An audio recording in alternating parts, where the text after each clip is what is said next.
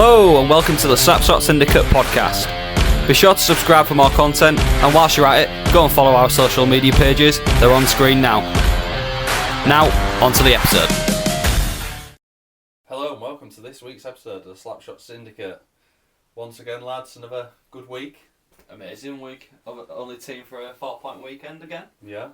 And Was that referring to Seahawks or was it referring to the podcast? Because we had a very, very good week, didn't we? Yeah, we did have a very, very good week. Do you want to elaborate? Record-breaking week, should we say? Yeah. Go on then, he's the start man, might as well start throwing some stuff on. Well, as of recording, we usually record our podcast on Monday night. I think you said, didn't we, that we've hit our 400th view, which might not seem much to many to much, much to many.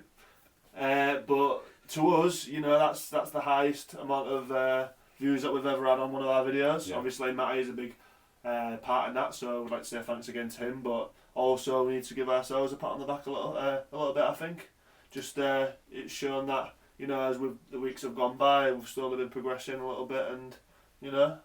Yeah, definitely, and just a point to make to know that that's not where we leave it. We've got more in the pipeline. Yeah. Big things coming up, so stay tuned. And with that, let's get into Seahawks reaction.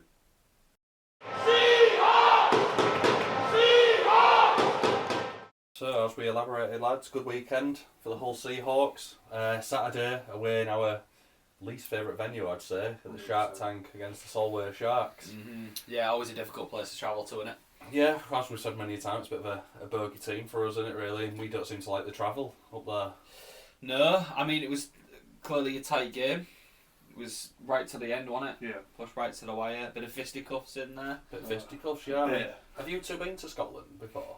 No. No, I've never been, but they seem to be really welcoming towards Deck Jones. I mean, I don't know if a five-knuckle shuffle counts as welcoming people in Scotland. I'm unfamiliar, like I said. So that's really nice of you from Scotland to really welcome him like that. So just a big shout out to you guys. Sure, Deck will appreciate that. Yeah, it's nice to see that people are welcome to yeah, it. 100%. So, well played. Deck putting someone on the deck. Yeah. So Seahawks winning 6-5 in the end, which, you know, is obviously in our favour, which is really good. But we was definitely pushed a lot harder than what we would have liked. 100%. Yeah, absolutely. I mean, we have to mention, you know, Bobby Chamberlain in that game. What a game he had. Got a goal. What was that? 3 assists, was it? 3 assists. I mean, what a performance that was. Emil Svek as well, coming up with 3 goals. Just, yeah. 5-point night for Emmy. Yeah, we'll obviously touch about Emmy after we've talked about the other game as well, because I think we've got a lot to say about Emmy, and following on from what Matty's also said about him as well. But obviously we'll get into that as we finish up on this segment. So obviously a bit backwards and forwards when you look at the times that the goals was going in. So it was like 1-0, 1-1, 2-1, 2-2, and it was backwards and forwards. And like you say, nobody really took control in the game. It was just sort of, to me, to you, and the further it got onto the game, the scrappier it got, as it turned out. Yeah, I imagine it was a pretty difficult or nerve-wracking one to watch live. I know, trying to keep up with the updates, I was a bit nervous as well. So just seeing Solway equalising or us equalising all the time, it was just, makes for an interesting watch of it. But yeah, I mean, like, you look at the form table there, so obviously Solway lost the last 5, but they played like a team that was, you know, probably won the last 3. It just shows that, once again, we've said it before, but any team in this league can give you a game. I think last weekend they put 10 goals in and they didn't get a point, did they? No. So, maybe, I think they got 1. Did they get 1 point in overtime or something like that? Like you said. Yeah. But yeah, like you say, again, they've got 5 past us and they've not come out with anything. So if you're a Solway fan or if you're a Solway player or part of that team, I bet you're pulling your hair out at the minute, are you? Especially with the form of other teams around them in the table. One thing I'd like to say about the Seahawks, though, it's nice for them to, you know, there's been games like this before now in the season where we've, you know, maybe had a couple of goals like this and we fell away and not got anything from the game. Especially in terms of the personnel that we had. Obviously, the injury list just seems to be getting longer and longer now. And, you know, it could have easily have gone another way, especially in Solway. I can't imagine there'll be many, if any, Hull Seahawks fans there. You know, so the fact that they have actually come away with it, and you know, like you mentioned about Bobby, and Bobby had to take a bit of a leadership role in that game. on Saturday. You know, so I think it's kudos to them and the players who've stuck their teeth in and sort of said, no, we're going to take some home here. And it's a bit like the third line, really. We say about their hard work, but in terms of how it went on Saturday, you know, the end of the second period came around and there was fisticuffs, and it was our third line that stepped in and was throwing some bombs around. It was. Young Carrot and DJ. I know. Carrot's been after it for a couple of weeks. I don't know whether he's after a little initiation from the boys or something, but you know, it's good to see that he's willing to put himself on the line like that, and you know, you need a little bit of you know what in you to sort of back yourself in that situation. We all know what he can do with the puck, and that goal that he scored last season where it's stuck in the top right corner. You know, he's obviously got that, but it's nice to see him also be like, no, I'm willing to fight for them. Yeah. You know? Yeah, absolutely. I mean, I think we all predicted that we was going to come away with this win, but I mean, how important was it that we actually come away with these points? You know, trying to close the gap on Swindon, but also trying to keep the teams that are behind us. Yeah, definitely. It was a must win. I mean, we needed to come away with these 4 points just to try and keep that momentum going. Obviously, we've mentioned about us coming into the playoffs now, and that stood us in really good stead for the Sunday game. Yeah. So Sunday, as you say. You know, a cup final, as it's referred to for Sheffield. Every time we play them, it's a cup final. Isn't it? Yeah, bit of a weird game, really. This one, you know, it was 5-on-5. It was quite even. You know, there wasn't. For me personally, I just want to say that I thought Warburton was class. Yeah, I think it's possibly his best game in goal I've seen him play. In the Hull Arena, and he was with us for a season. No, honestly, like you know, he stood up tall and saved a lot of shots on the night. He looked huge, didn't he? Yeah, he did, and it just looked like we struggled to score past him, to be honest. How he didn't get man of the match, you know, for them, I don't 100%. really know, to be honest. That's not taken away from Walker Sommer, who I thought did really play well, but I did think, you know, he deserved the man of the match. I mean, look at his save percentage, 88.89% for the Seahawks and 87.8% for Steel Dogs. It's a bit of a difficult that one with the stats there, really, because if you look at it from the outside looking in and you think, 87%, but he had a really good game. Yeah, you've got to, and let's remember one of our first goals was sort of like a mishap in defence where the kid's sticker's broke and Emmy's just nicked it, and you know it's like shooting a gun at a goal, isn't it? Like with Emmy's shot. So you know, like you say, as I think in terms of Warburton, he did play well. He sort of got sold down the river a few times, didn't he? And I know you wanted to touch on, you know, after the 5 minute penalty, you wanted to mention about that, didn't you? But you know, Warburton sort of got sold down the river a little bit this week, didn't he? Which is a bit of a shame. It just seemed like the game could have been easily won or lost, which it was to me, on penalties. You know, we had that 5 minute major, and they went and scored twice and took the game 3-1. It was kind of like that deflated their building, because I thought at that point we was in control. We wasn't obviously on the scoreline, but we had the better shots on goal. We had more possession of the puck. We could see us working up to the goals, and then we get that 5 minute, and bang, we're 2 behind. For those who haven't seen it, do any of you want to talk through, like, from our perspective, what that looks like? Because to me, you know, it sort of looked like just a good hit coming together. It looked high to me, like personally. I don't think it was initially, but I just don't know if the follow throughs kind of followed it up. I mean, obviously we've seen the picture of the injury in the nose bleeding, so there's obviously some sort of impact with the head. I don't think it was meant to go there. No, I don't think it was intentional, was it? It was, but as soon as I saw the blood, I said to my old man, and I said, this is going to be a major penalty, this, just because of the blood that was there. And obviously Phillips, who obviously received the check, he had actually went off, didn't he? Was it Phillips? Yeah. For some reason I thought it was Hull Force. Was it Phillips? It was Phillips. He's the captain as well, isn't he? Yeah. So. It was one of them. Like I said, I don't think there was any malice necessarily in it, but it was a game changer at that point in the game. You know, like I say, Warburton standing tall at one end of the ice, we're taking bullets at the others, and it's just what we've got to do to beat this guy. And I think, you know, the goals that we did get to get us level, we had to really, you know, throw the puck around and just sort of get it behind him as he tried to commit to the first save. So once we'd made it through that 5 minute period, we was 3-1 down, weren't we? How do you think we got back in the game then? Because again, as I know you was talking about this beforehand, where do you think we sort of like made our way back into the game? I think we just stuck to what we knew. To be honest, we didn't do anything particular badly. We just had to stick it out.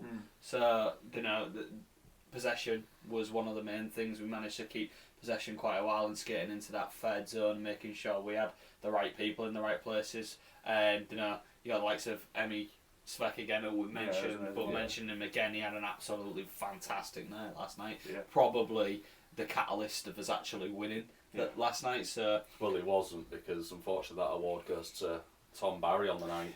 It's true.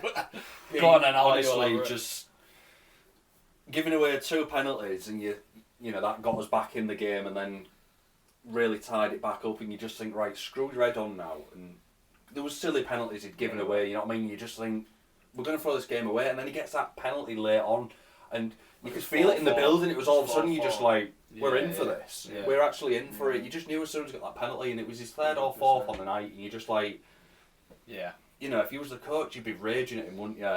You can understand, you know, tripping here and there, you know, your stick gets caught up in the skates. Maybe one that's gone like carve away, you know. Yeah. But when you get a repeat offender like that throughout the night, you've just got to think, what are you doing? And obviously, we've been playing for Hull last season. Is there a bit of emotion, a bit of banter between the players that you don't know what's being said? And he's just, I don't know. Not the crowd interactions of him at all. He was getting killed.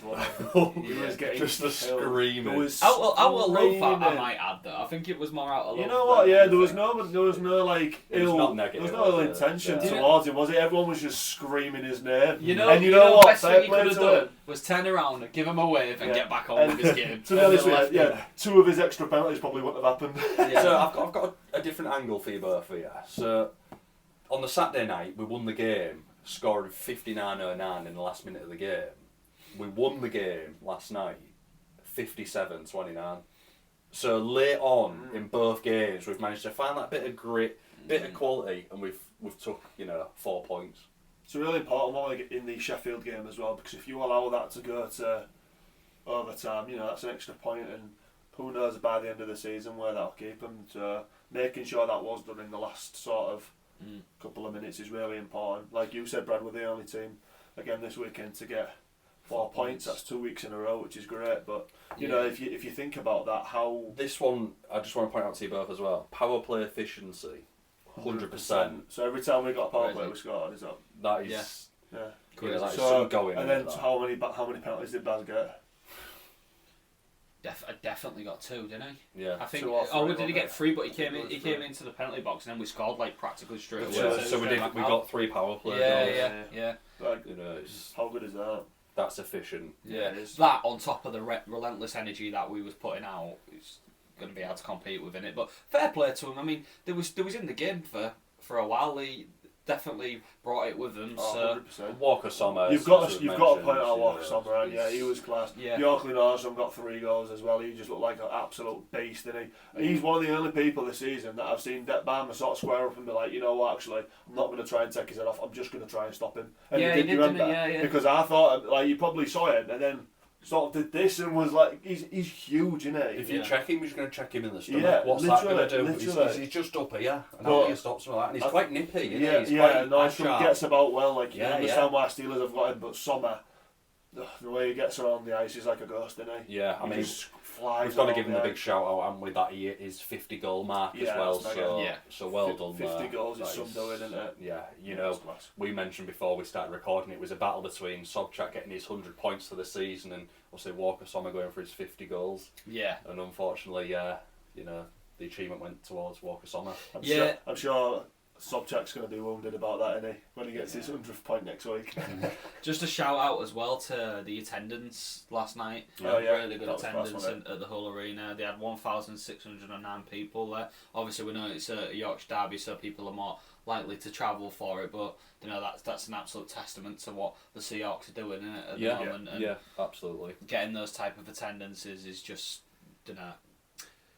paramount to where we want to be, but testament to the people that are doing everything behind the sceens. So. Yeah, 100%. Yeah, obviously we talked to Matty, didn't we? And he was on about the product and what we're trying to pour out there, and the entire team. It just feels good to be a Seahawks fan at the moment. They're turning up on the game days. It always has a good vibe, and you're never like, oh, can't be asked for tonight or anything. You're always looking forward to it. So they are doing things right, which is great. Yeah. So wrap up there. Great weekend. Unfortunately, next weekend it's against my boys. Double header against the Bees. Don't fancy it, Berkshire Bees away, you know. the fortress, the hive. We were just saying about obviously Top Track going for his 100 points. It's looking like it'll be against the Bees, unfortunately. Yeah. Might be on 200 by the end of next weekend. I won't be having that, mate. Sorry. On that, we'll wrap up there. Thank you. That rounds up the Seahawks review.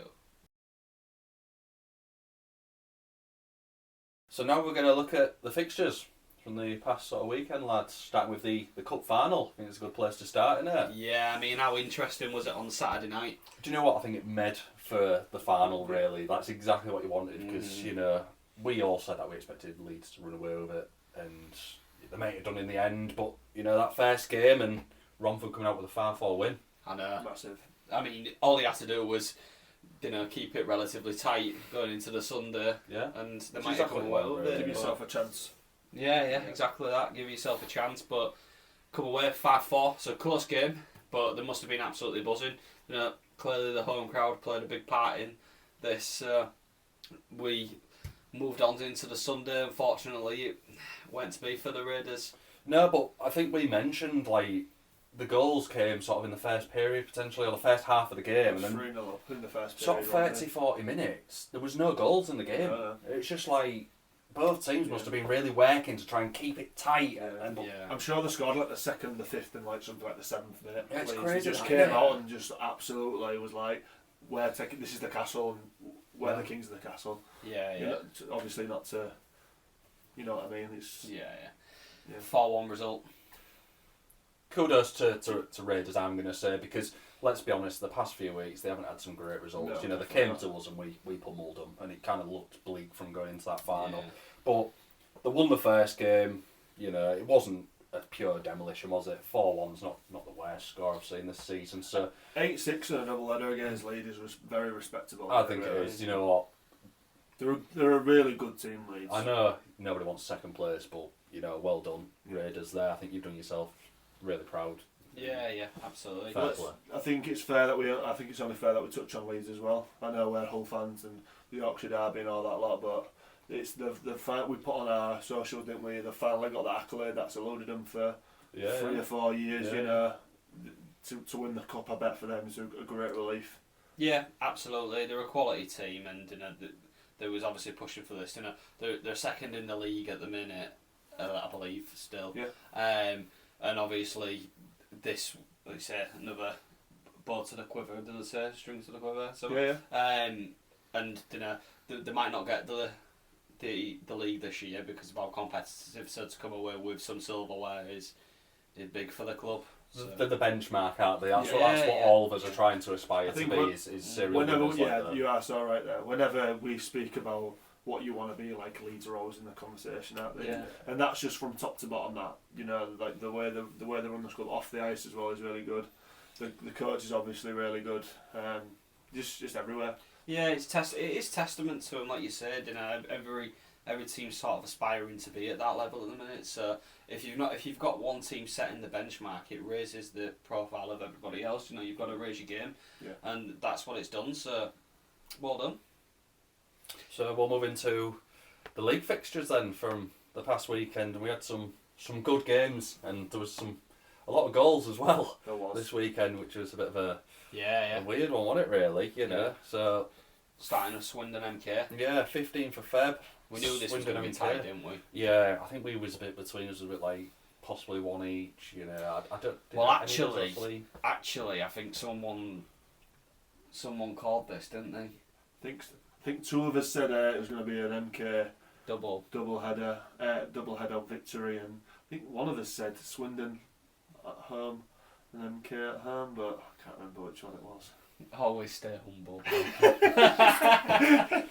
Listen, boys, I know I'm the stat man. So yeah, Swindon took the first game of the weekend 4-3 in overtime, so a really competitive, tight game. Mm-hmm. But Swindon taking it, which are obviously massive for them if they're going to try and chase up. Is that a reminder to MK and Leeds that they're not out of the picture yet?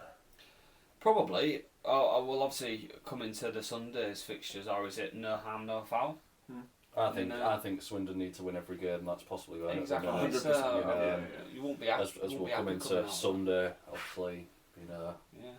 you slip up once, especially against a team that you are chasing. If you can gain them points yourself, but also take them off a team that's already above you, then it's a double win, isn't it, really? Yeah. So, you know. Moving on then, Bristol Pitbulls had the Peterborough Phantoms. Peterborough's only game of the weekend, this, and what a game they had. Yeah, but it's also like you look at what happened to the Bulldogs. I mean, they have been tanked this weekend. You look at the conceded. Jeez. 9-2 Peterborough Phantoms, for those of you that don't know. Yeah. They've been beaten with a dead fish again, haven't they? Yeah. I ain't said it for a while, but it really was men against boys, wasn't it? It's back! Yeah, I don't think we need to hover over that one too much. You know, Peterborough, bit of a mixed bag, really. I know we like to say they're a hard, gritty team. Bit of a sticky one, as you like to say. You know, never easy getting coming up against them. Luke Ferraro with another couple of points. Well, I think he got 3 or 4 on the night. He's in some rogue form at the minute, and they need that, I think, going into the playoffs, don't they? Absolutely. Yeah, I mean, he was fantastic last year, wasn't he, in the playoffs? So Yeah. Well, yeah. It's definitely a big threat. Their import is at Cam. I'm going to murder this. Who? Yeah. Cam Ho. Yeah. He's putting up the points as well. He's really impressive, putting up some goals. So fair play to all of the Peterborough Phantoms. Moving on then, Steel Dogs had the Backshire Bees.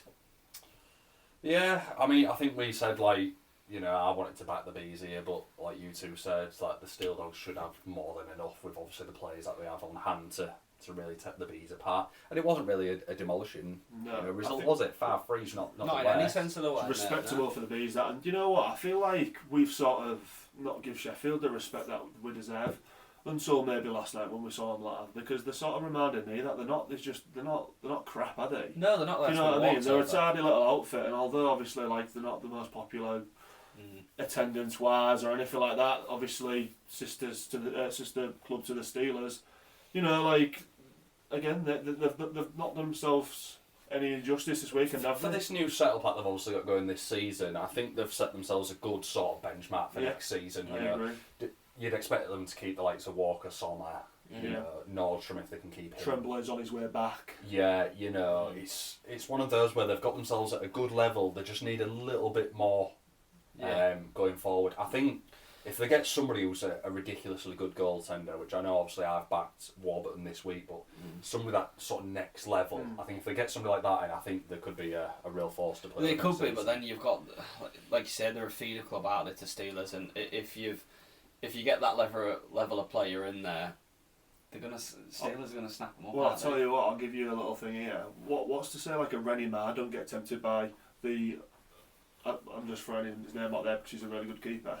But, you know, like Steelers, I say to Rennie Ma, listen, we want you to play X amount of games for us, but we want you to be the main keeper of the Steel Dogs. That's what's happened with Ulrich, and that's what happened with other players this Why season. not? Why not like Brad You know, he used to play for the Steelers. You know, back to Sheffield. There's a load of tidy keepers, and I know that a lot of keepers will be loyal to their club, and you know the keepers that we've maybe mentioned there would like I'd never leave my club, but you know like solid goaltending. There is now Sheffield Steel Dogs have sort of got a law of you know you could potentially be playing the Elite League as well. Yeah. You know. Yeah. You'd be daft to be like shutting it down straight away. I think on the offense, you know, Sheffield look good. I think it is defense maybe where they need a bit more. Like we've had, you know, when we've mentioned that we've conceded a lot at some point in the season. I think they have been a bit like that, where if they'd have tightened up their defence, I think they could have easily pushed us a lot more this season. Yeah, I think you'd have expected them to beat the Bees, but maybe not as close as it was. But moving on, we had Solway Sharks, the Hull Seahawks. We've obviously touched on this in the Seahawks review. Very close game, but Seahawks ultimately coming away with a 6-5 win. Yeah, obviously as we mentioned, we've had to go right into the wire the last sort of minute of play, and we've won it there. Which for me, if you're looking at playoffs, you are going to have to be in the game throughout. Yeah, you might just have to score that last minute goal to get to the weekend, to win the weekend. So it's like championship rounds, isn't it? Yeah, that's it. And you know, you can't just be we're good for 20 minutes and we're out of the game. You've got to be there consistently, and you know we've got the result. Great stuff. So we moved on to the Sunday fixtures. MK again at Swindon Wildcats. Bit of a different turnaround this one, wasn't it? You know, I think MK maybe a bit. We've let one get away there with Swindon. You know, won't be happy with that, will they? No. Not with how close the league title, you know, is potentially going to go down to. Leeds obviously having their cup games away from obviously league action. There was a chance here for Milton Keynes to potentially go get a 4-point weekend and just say to Leeds, like, there's a bit of a gap here now. What are you going to do? Yeah. Obviously, they let it slip on the Saturday. I know they got a point. They'd have obviously wanted the extra one. Yeah, absolutely. 5-1. Swindon must be disappointed with their performance. So to go away to NK, it's not an easy place to travel to, but only getting one goal. I mean, with the quality they've got in that team as well. Is that a testament to the performance? Well, I was just gonna say, with 2,000 fans in there as well, because their attendances are great. Like, must be a really, like you said, it must be a really difficult place to go. Yeah, but ultimately MK showed them what they're about and come away with a big win. Yeah, I know we've mentioned, off air that our main man Jake the Snake seems to have, just slowly dropped off a little bit. Quiet down. Is it getting a bit too much for Swindon in this running now? Potentially, I know it's only one weekend, but are they starting to slow off? We've closed the gap on them. I was going to say, well, we'll come into this when we talk about the standings in a minute, but yeah, they're feeling a little bit of pressure as well. Yeah. That gap is narrowing, so we'll see where we are over the next couple of games. Moving on though, Hull Seahawks and the Sheffield Steel Dogs. Again, we've talked about this. 5-4 win for the Steel Dogs. Great game, very entertaining, very gritty, and ultimately come away with a points again, picking up the 4 points for the weekend. Yeah. Berkshire Bees and the Solway Sharks. Up the bees. Yeah. Is all I'm gonna say. That is massive. They are building some really good home form. Like that. Yeah, you said you always back the Bees at home. And Snapman, Nobody wants to go we've to got to go there though, haven't we, next week? True. You'll have to wait for my prediction, won't you? Yeah. It's sticky in that honey, I tell you. You're going to have a nightmare predicting this week. Well, I might just disappear. Usual suspects though on it. Sasenis, Gabaj, Balaz, just the main men, aren't they really? Yeah, I mean, do we mention again that Solway got into the sort of wrong attitudes and started fighting as soon as the game ended? Yeah, that was a bad do. That 2 nights in a row, that as well. Yeah, it's not looking good for them, is it? I don't know what that is. There must be some frustrations down. If you're showing teams that you can lose your head when things aren't going your way. Do you know what though? To be fair to Solway, if I had scored 10 goals, if my team had scored 10 goals on a weekend and I've got zilch again, because I think that's what they did last weekend or the weekend before. Yeah. How fuming would you be? If you're an import coming over, you'd be like, what do we do to get a point here? Do you know, like, you got to look at yourselves though. Yeah, 100%. You got to look at your game. Yeah. Yeah. And they've tried giving it a go. They've scored plenty of goals over the weekend, but it's just not to be. I think someone put online ugly scenes, and that's what it was, wasn't it? Yeah, ugly. Yeah, it was very ugly. As the handshakes was trying to go on, there was a bit of fisticuffs. The bench is just cleared, and everybody just started pushing. It was just a bit. We don't need to be seeing that, do we? No.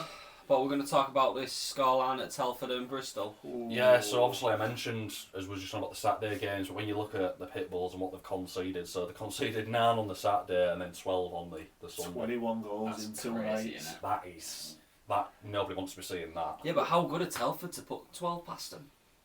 Well, it's hard for us to say, obviously we didn't watch the game. Was it good one side, bad the other? But I remember just looking on Twitter and you're looking like, surely this can't keep going. You saw 7, 8 and 9 and you're just like, surely it's going to stop there. And then by the time I got home and seen the finals, like you see 12-6, you're a bit like, wowza. Keeper got pulled both nights as well. You know what though? Ugly. It's an interesting topic, this, when you get these high scoring games, because you've just said, are both teams playing up to each other, or are they actually playing down in the level? How do you get so many goals in a game? Is it because both teams are doing very well at putting the puck in the net, or is it just that it's so disjointed, everyone's all over the shop? Yeah, I agree, and you can't just say, oh, Bristol have been crap, so that's why they've still scored 12 goals. Do you know what I mean? You've got to give Telford credit where it's due, and obviously we'll touch on it when we're going to Team of the Week, where there's been some really good individual performances. Like some Telford players have missed out on the Team of the Week this week, and they've got like 4 or 5 points. Like that's a testament to them, really. So you have got to give credit where it's due. I think we've mentioned last week that obviously that push for that final playoff spot is really maybe starting to surge with Telford now, and that sort of performance is then saying we need a bit of something now. We need to get in that spot and stay in that spot. I think they was in it by a point as of last week. And look, you know, they get a result like that. They get 3 points last weekend, I think, against the Bees. They've got an overtime. Something like that. Something like that, and then they've got another. They have one game this week, and they've got another 2. You know, if you're Solway and you're putting all these goals away and not getting anything, you're just seeing that gap get bigger and bigger from Telford again. That's going to be a bit of frustration. Yeah, so that rounds up the weekend's fixtures. We're going to move on to standings, So, like you say, it's going to be a bit interesting now because there's obviously games in hand between Milton Keynes and Leeds. Yeah. So Milton Keynes still top, 44 played, 67 points. Leeds coming in second, 42 played, 63 points. So, like you said, there's 4 points there now with the 2 games in hand. So Leeds need to win them both to just get level again. So, you know, it's quite hard to have those games in hand because you have got to go and win them and be prepared. You'd like to think that Leeds winning the cup might just get the camp a bit more pumped up and ready for this sort of running out for the league title. Yeah, definitely. It's going to make for interesting watching these last couple of weeks coming into playoffs. I can't wait for it, to be honest with you. Obviously, like you said, the gap looks bigger than what it actually is. So, you know, MK can't take the foot off the gas and think, oh, we've got a bit of breathing space now, because they absolutely have not. No, definitely. So, obviously, you got Leeds just sat below them, played 42, 63 points. Yeah. And then moving on, we've got Swindon in third, 44 played, 62 points. Again, really good, but just starting to drop a few points, losing a little bit of momentum. So, you know, maybe that's just a small opening for us who's sat in fourth place. We've played 44 and we've got 57 points. So that gap's now narrowed from, I think it was 9 actually. It was 9, and now we've stuck around 6 or 7 where we're bouncing backwards and forwards for a little bit, and now we've got it closer at 5 points. I think you've got to mention though that Swindon are they're only 5 points behind MK. Yeah, I know obviously MK are a really good unit, and if obviously Leeds win their games in hand, they'll also be on 67 points. But all it takes is a weekend, isn't it? And you know, they could be right back in there. So I know where we've got our eyes solely on Swindon, but you've got to give some respect to them as well in terms of where they are in the league. It's definitely not. It's not a foregone conclusion, is it? Definitely. Although the third horse is dropping off, there's still 3 horses in it, I'd say. Absolutely, and you know, we've touched on this before, but I mean, look at our goals for and against. We're on par with MK scoring. Yeah.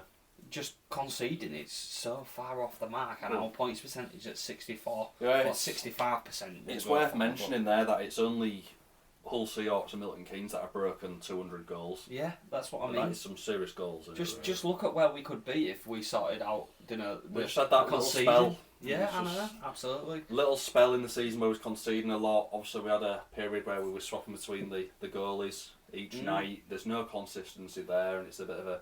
I know you've got to work out who's your main man, but is it detrimental to you as the season goes on? You're swapping and changing. Yeah, well, the proof's in the pudding, isn't it? So we'll see what happens over these coming weeks. But just below us in 5th position, you've got the Steel Dogs. They've played 45, 52 points. Again, just chomping at the bit, aren't they? Trying to stay relatively consistent, keeping the place. They want a decent seed for when it comes into playoffs, I think. Yeah, but they'll need to be careful, you know. They're 5 points behind us, played a game more, but when you look who's after them, Peterborough in 6th, they've got 2 games in hand, and they're only the 2 points off, so they're, again, well, looking at the 2 games in hand, is that Leeds and Peterborough that are playing each other twice to make up the games, potentially, and there could be good games. Yeah, absolutely. But moving on, Romford Raiders, they're in 7th position, 42 played, 42 points. Yeah, so obviously we mentioned they've had a bit of deflating weekend with the cup final, but they just need to try and get their heads back into this now and keep. Is that them now? Do you think? Do you think there's? I mean, there's only 4 points between them and Telford, but do you think playoff position, provided that they can stay a relatively consistent level and just get a couple of wins? They've obviously got games in hand. Yeah, that's what I mean. They've got 7 points on Solway as well. What they need to do is they just need to start beating the teams around them. I think it'll be another win might just secure them the playoffs. Yeah, that's a good shout. For me personally, I think that's a good shout. 2 maximum. If they get 2 more wins, I think they've done it. They're going to be at least 7th or 8th, yeah. And in 8th position after a great weekend. Your boys. Yeah, Telford Tigers played 44, 38 points. I mean, fantastic. We said, didn't we, this battle at the bottom was going to be, well, I said bottom, near the bottom. It was going to be very good and make for interesting watching over these coming weeks, and that's certainly delivering.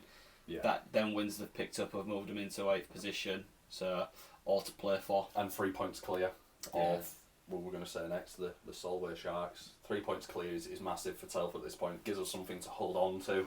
Yeah. Like I said, I think that's what spurred them on Even for this games weekend. as well. Yeah. That's good, that. Yeah. Then Solway Sharks in 9th, 44 played and 35 points. We've got the Bristol Pitbulls in 10th, who are played 44 and are on 30 points.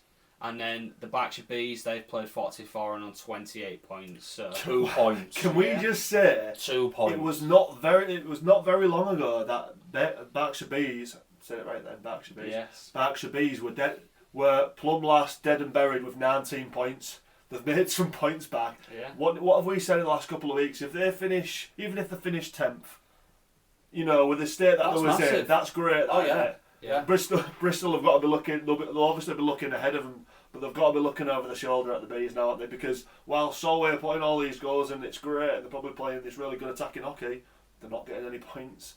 And the Berkshire Bees are, aren't they? Yeah. I can't remember the last weekend that the Bees haven't at least got a win.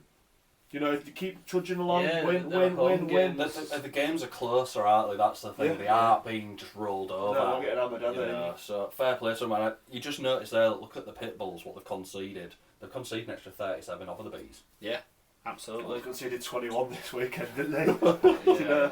Yeah, and it just shows, like I say, Pitbulls are in a real weird sort of spot at the minute. Like, them results over the weekend just show, like, something's not quite right there. Yeah. You can't be conceding 21 over a weekend. Yeah. You expect that maybe at the start of the season when teams are just starting to gel. And not this With part three of the quarters season. there's like 10 games left, isn't there? Yeah. If I was that. going to say, when you're coming into these, trying to fight for these final playoff positions, you can't be conceding. I know that they've got that Walensky in recently, haven't they? But the team can't have changed like ridiculously to the point where like Well, what are they? it's a brand new team. They're 8 where, points off Telford.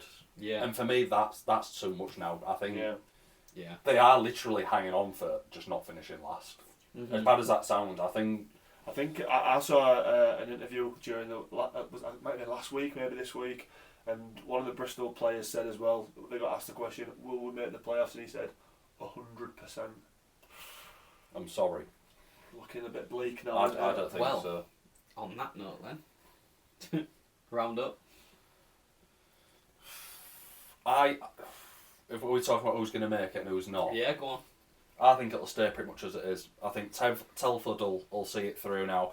Solway, like we've said, yes, they're scoring, but they're also conceding a lot, and they're obviously starting to lose their heads a little bit on the ice. Mm-hmm. Players will start getting bans and whatever else, and they'll just Yeah. start falling away. I don't think they'll do it. Like I say, I fully agree with you on that. Pitbulls, 8 points off. I don't see them pulling it back. You're saying 8 points, and that's without Telford not getting any more points. Yeah, exactly. Yeah, true. I think it's over. I think it's They're firing Telford. all cylinders, Unless Telford suddenly fall off again, I think the league positions, the 8 that are there are the 8 that will be I playing agree. in that. I agree with you.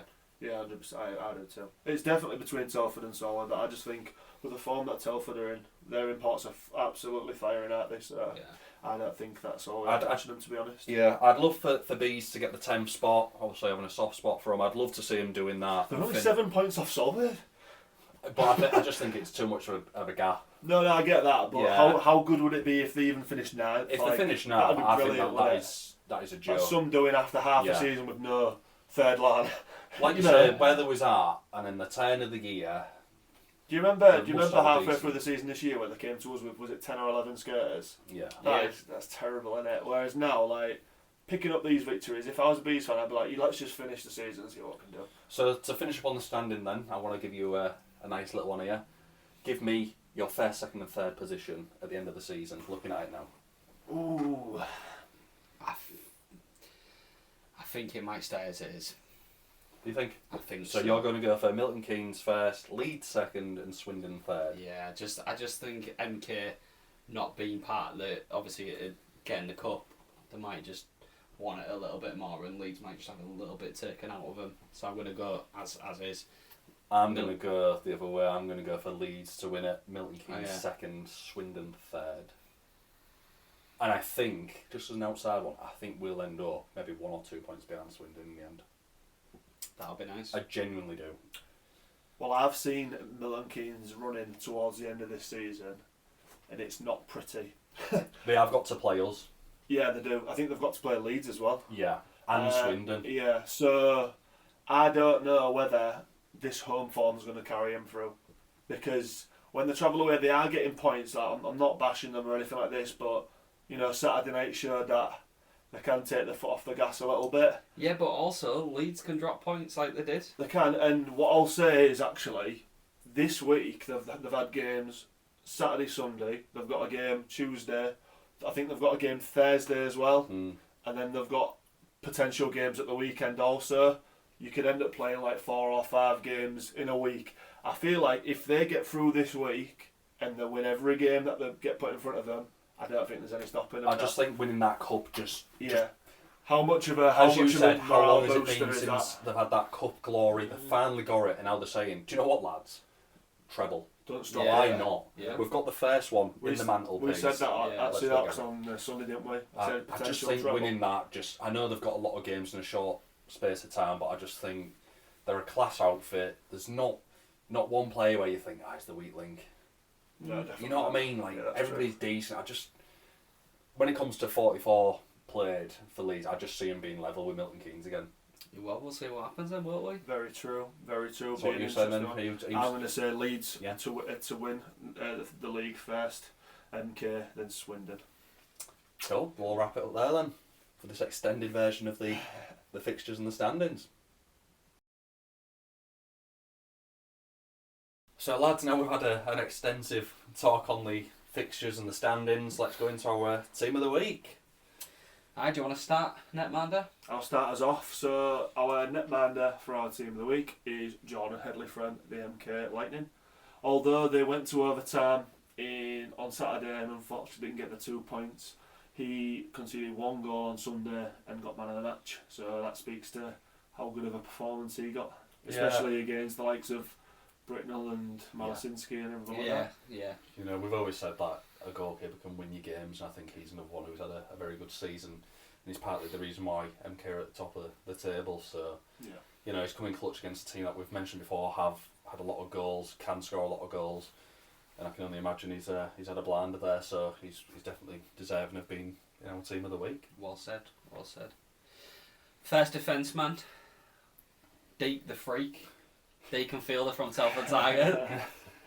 Had a great weekend. He got 2 assists overall in one game, I think, didn't he? So yeah, had an absolute blinder. He's also absolutely solid. And noticed one of the Hamill boys didn't want to pick a fight with him. No, went for Aston instead. Yeah. We'll go for the other one. Do you know what, mate? When we first obviously started recording and making the podcast, we sort of painted Fielder as this guy who just wants to fight and sort of stuff, but he hasn't really. He's looked pretty solid. I'm going to do him a lot of credit here. He's sort of got that sort of Deck Barmer about him, where he's got that fierce intensity. He's a good player, And why can't he be on that level? If you're crossing, you know what you get. So weirdly flies under the radar. I think because he plays for Telford. I agree. Yeah, that's but then you look at the results in recent weeks, and he must be a big part of that, surely. Yeah. So he's our first defenceman in there. So well done to him. Well done. You go for our second one. Go for our second one. He's one of our own, Joshua Hodgkinson. Unreal player. Yeah. Now, from the outside looking in, people might be scratching their heads on this one. However, as I know you'll elaborate, in terms of what we spoke about earlier, in terms of the personnel that we had, how important was Hodge this weekend? It was massive. So obviously the amount of injuries that the Seahawks have had going into this weekend, we went in with 5 defencemen, which 4 of them are out and out defencemen. We've had Jordan Fisher who stepped in as a defenceman this season. So 4 out and out defencemen is a tough ask all weekend against obviously a good Solway side, and then Sheffield as well, which is a physical battle. But like you say, it's not necessarily points and goals and assists for Hodge this week. It is just that solid presence, hard hitting, plays the game well, and just manages the game well, and that's why we've picked him this week. Yeah, he's a very, very good player, and you know, like you said, we've seen this firsthand. We know how good he is. So I think to leave him out would have been foolish of us. Yeah, we've mentioned obviously how big Deck Barmer is coming back to us at the time he did, but I equally think that Hodge is a massive acquisition. He does not look out of place playing with the likes of Deck. No, does he? Who is Deck's a phenomenal player, and that's testament to Hodge's game as well. Watching Hodge, he could almost be that one person where he'd be the senior defenseman. He could go with a I don't want to say a less defenseman, but maybe a less experienced. Younger, maybe. Yeah, younger, and he could lead the unit. Like Tommy Spraggan, for example, who's great shot. Yeah, that's a good shot. Solid, but and I think it's good to have somebody again like that who can lead a defensive unit. Yeah, absolutely. Do you want to go for our first forward? Yeah, David Thompson from the Telford Tigers. Again, they only had one game this weekend, 12 goals, which is great for them. However, this guy got 6 points. So he was involved in half of the goals. I mean, what more do you want from an import? Well, let this guy say it's his team. Yeah, unreal, absolutely unbelievable. I mean, we've obviously mentioned him. It's not someone we've come across very often, is it? To be honest, in fact, at all, I would say in the conversations we've had, and for him to fly onto the radar the way he has done. This is one that we're speaking off camera about as well. And I want to say in his last 5 games, he's easily got 15 to 20 points.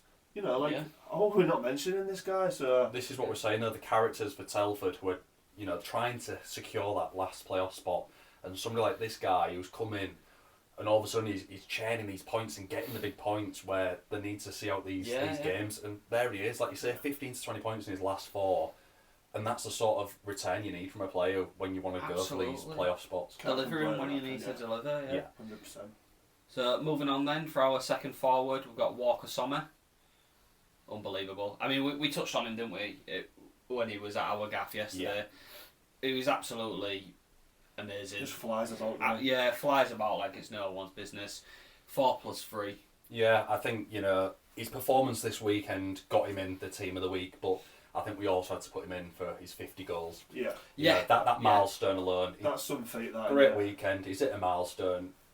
Again, you could not put him in. He's a class act, like you say. Seeing him in person again this weekend, you can see why he has got those 50 goals and he has carried Sheffield at times. And you know what? For a team that I'm playing now with 2 imports, with Tremblay going up to the Steelers, you need someone who's going to put those points up for you. Yeah. And Walker Sommer's gone, don't forget about me. I'm the boy with all the points, and I'm going to show you why. Yeah. And those that amount of goals is a joke, isn't it? Fair play to you, absolutely. Walker. So, I'll let you say the last one. The man, the myth, the legend. Well, we've touched on this guy a lot recently and how he's come big for us in games, and it is again one of our own, and it's Emil Svek. 10-point weekend. That's huge, isn't it? That is an absolute joke. Obviously, when we talked to Matty within the past week or 2, he said about I was trying to get Emmy to change his game a bit and come back and help out and defend. But yeah, we're seeing there that he has changed his game, but also the Svek that we do love and know is still very much there. Alive and well. Yeah. And what's he on already? Like 80 some points. 80. I want to say late 80s now. 87, 88 points. Crazy. When you're asking somebody to change the game, obviously you can maybe expect goals and assists to fall off, and you see that statistically change, but people he'll talk about still touch 100. Our first line being probably the best, one of the best, if not the best, in the league at the moment, and he's absolutely integral to that, isn't he? Sobchak's leading the way with his points. He 99 points. 98, I think it is. 99 now. Is it? 99 problems, but getting to 100 is obviously one problem. How long have you been thinking of that one? It's been in the back pocket, that one. No, but, he did not want to stumble on that one. In all seriousness, Sobchak obviously with 99 points, we know him, he's got late 80s as well, and I want to say Bobby's the highest scoring Brit at the moment, or if not, very, very close. Yeah, he was and again, he's showing no sign of stopping. If you're any defence in the team, in the league, you don't want to be coming up against that first line, do you? They're a joke. No. We've said before, if you've got one guy who's like your main scorer, like we said about a Walker Sommer, obviously you keep him out of the game, you mark him, you give him a bit of a roughing up. when there's 3 guys that are going to be 70, 80 plus points, which one do you mark? You can't. They can all score, they can all assist. It must be a nightmare. But more on Emmy as well, just obviously with him being in the team of the week, he's not just scoring goals. He's putting in hits where he needs to. You know, he's physical. He's very physical at the moment, and like you say, he's coming back. You know, last season all we saw him do really was skate down the left, big wind up, slap shot. He's not doing that as much now, and just proof that he doesn't need to. Doesn't need to just have that one thing about. He's really getting his head down, isn't he? Like, you know, when you can see someone really trying to he's doing that a lot more, and you can't miss him because of how big he is. And you know, it must take something out of you to be as big of a frame as he does. He probably weighs a fair bit compared to others, and he's up and down the ice like no tomorrow, and there's no excuses. He runs, he goes as quick as or as much as the third line are up and down. So you know, that's an absolute testament to him away from his goals and his assists. Yeah. So. Unreal. Yeah, that completes our team of the week for this week. So massive congratulations and well done to everybody that's in there.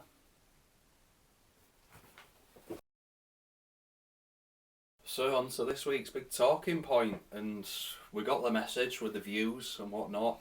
You're sick of hearing us talk rubbish constantly.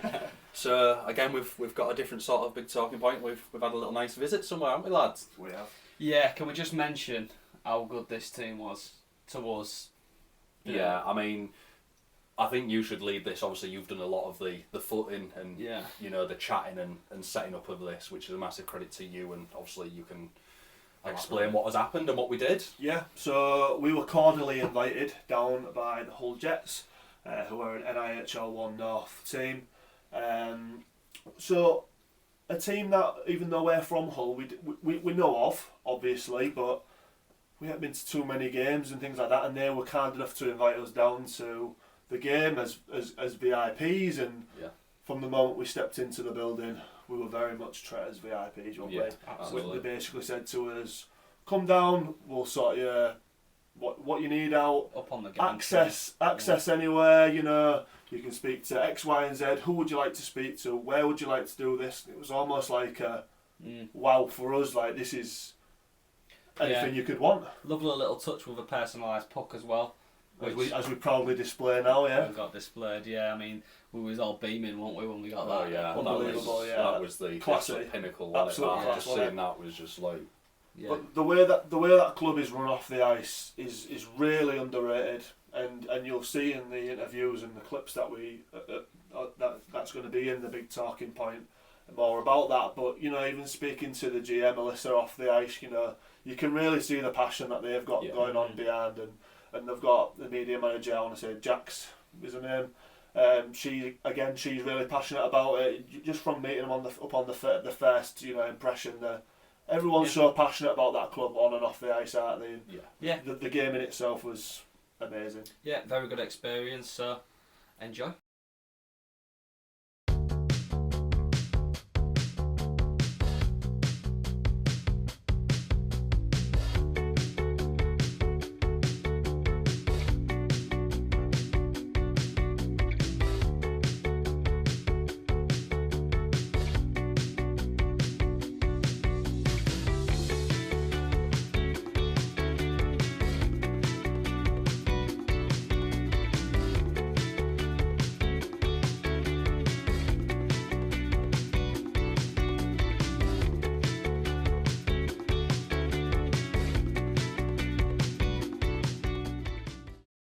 So boys, we're here.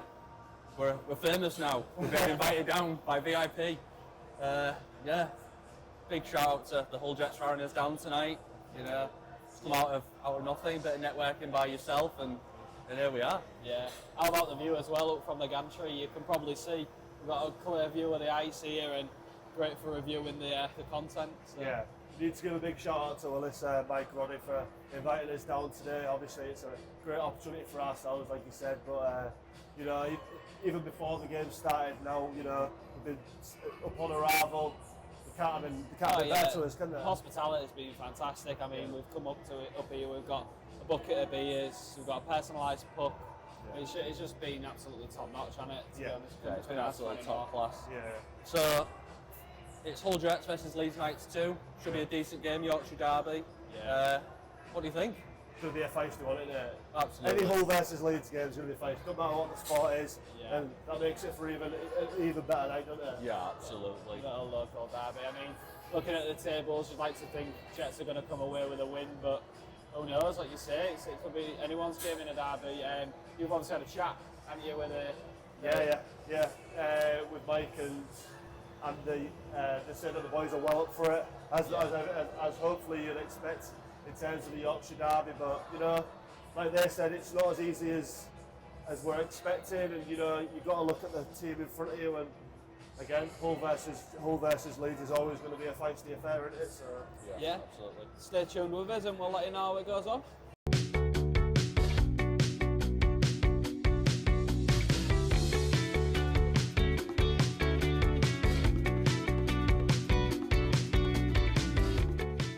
So I'm here with Mike and Andy from the Jets. Just wanted to first off say thanks for having us. First off, how are you guys feeling about the game today? It's going to be a good game, I think. To be fair, Leeds have got a good young side. We've had 3 very close games with them so far. So 2 good close games with them. I think 3-2 and 3-0. So expecting a tough battle with them. Yeah, I think as I say, like Rod has just been saying, it's been a close games all the way through. Like this league, they're all tough games now. So if you don't turn up and you don't compete, you're going to get beat basically today. Yeah. So Leeds are currently 8th in the table, but obviously, like you say, it's not always that easy, is it? It's a Yorkshire derby. Do you think that could be a harder game than expected on paper? It definitely will be. They've got some very good players who've had some nice time this year with the Leeds national team. Similar with us, I mean, we're missing some bodies. I think Alex is playing for Seahawks tonight. Yeah. Flads is away still, so we've got players missing. So it's going to be a tough battle. As Andy said, every game we play, you don't turn up, you're going to be in one. As I say, if you don't compete all the way through with the speed that they've got coming through their zones and stuff, they'll cause us a lot of trouble. In terms of those players that you mentioned, Alex and people like that, how important have they been for you this season? I know obviously that the different franchises and different clubs and things like that are using that system. Do you feel like that's been beneficial to you? Obviously, you've got some connections with the Kingston Sharks as well, so obviously it's not all one way. And we were saying before we started, you know, the Seahawks at times have lent on you guys as well. You sending players to those. Like, how important do you think those connections are? And so we've got a massive pathway starting from 10s all the way through. So when you've got that sort of like pathway and development coming through, you know, there's going to be players missing, going up and down. That's what you want. It makes it more challenging for other players. Definitely. And the more players you've got within your squad battling for things, it makes it harder for spots and stuff like this. So it's always good. Yeah. And when players get the chance to move up, you know, me and Rods have never stood in anybody's way. No. If they get any ice time, that's more beneficial to them at a higher level. Of course. But obviously at this level, when they come back down, obviously we have slightly different systems and stuff. And they adapt to it straight away. As I say, Alex and Reece and stuff, they're a good set of lads, and they fit in really well. And again, obviously that emphasis on, you know, it's also been the other way, hasn't it? You know, like I know last season, or I think it was last season where I think Ian Kerman went and stepped up for Seahawks when they're extremely, you know, so you know, short bench and things like that. So again, that there is beneficials to both sides, isn't there? You know, it's not just that one-way system. No. So in terms of this season, then, Mike, this is your first season as, you know, full-time coach, GM. Is that right? It's my 3rd season coaching. Yeah. I've been unofficial GM in a way. And Wes was with us last year, and then kind of stepped into the role this year with a massive helping hand from Elisa as well. So brilliant. So how do you feel in terms of how have you found that, you know, that experience as you like the first full season sort of thing? It's there's never a dull moment. I'll put it that way. It's certainly a challenge. We were just saying earlier, you know, we've gone from having players' wives and girlfriends and family watching to, you know, we've got 200 kids here from a rugby club tonight. Amazing. We've got Ineos next door sponsoring the game, and you know the ducks out there, the gooses down there going mad, raving and dancing with the kids, and we've got a live stream as well. So it's all happening. Yeah, we're definitely moving in that right direction, isn't it? So obviously you're now in the NIHL one. Since you've stepped up from the NIHL 2, like you say, you're following, your attendances seem to have grown dramatically. What do you think that's down to?